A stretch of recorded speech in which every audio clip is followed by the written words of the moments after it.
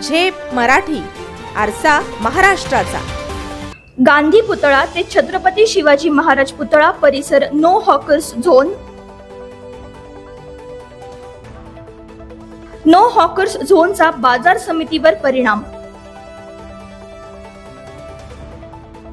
भाजी विक्रेत्यांच्या गैरहजेरीने शेतकरी व आडत व्यापारी चिंतेत।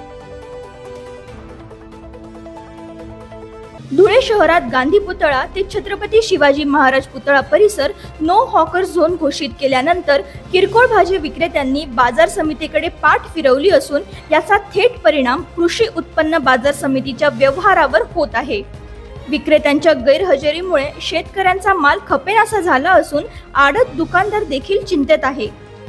जुन्या आग्रा रोडवरील पाच कंदील परिसरात अनेक वर्षांपासून भाजी विक्री करणाऱ्या किरकोळ व्यापाऱ्यांना वाहतूक कोंडी व वाट टाळण्यासाठी महापालिकेने त्या ठिकाणाहून हटवून नो हॉकर झोन घोषित केला। आमदार अनुप अग्रवाल यांच्या विधानसभेतील मागणीनंतर हा निर्णय घेण्यात आला।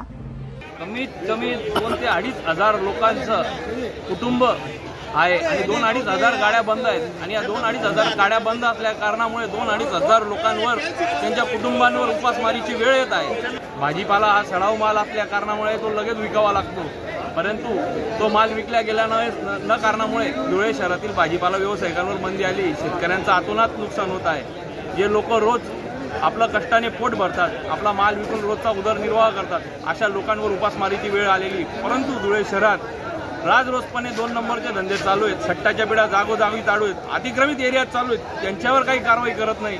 पोलीस प्रशासन निष्ठुर झालेलं आहे, त्यांना इथून कुठेही हप्ता मिळत नाही। त्यामुळे धुळे शहरातील पोलीस प्रशासन आणि जे आमदारांनी जो विधानसभेत प्रश्न मांडला त्यांना माझी अशी मागणी आहे की तुम्ही या 2 नंबर व्यावसायिकांच्या विरोधात प्रश्न मांडला असता तर निश्चितच आम्हाला सुद्धा आनंद झाला असता, परंतु तुम्ही या 2 नंबर धंद्यांच्या विरोधात आवाज न उठवता ज्या गोरगरीब जनतेच्या विरोधात तुम्ही आवाज उठवला आहे ते अत्यंत चुकीचं आहे। जे लोक रोज माल विकून आपला पोटाचा उदरनिर्वाह करतात अशा लोकांवर पोटावर तुम्ही पाय टाकत आहे।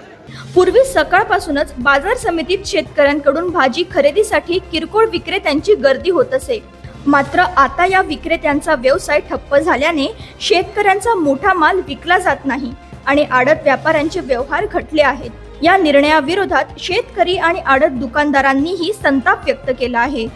अशाच वेगळ्या आणि ताज्या बातम्यांसाठी पाहत रहा झेप मराठी, आरसा महाराष्ट्राचा। संपादक प्राध्यापक अनिल चव्हाण, धुळे।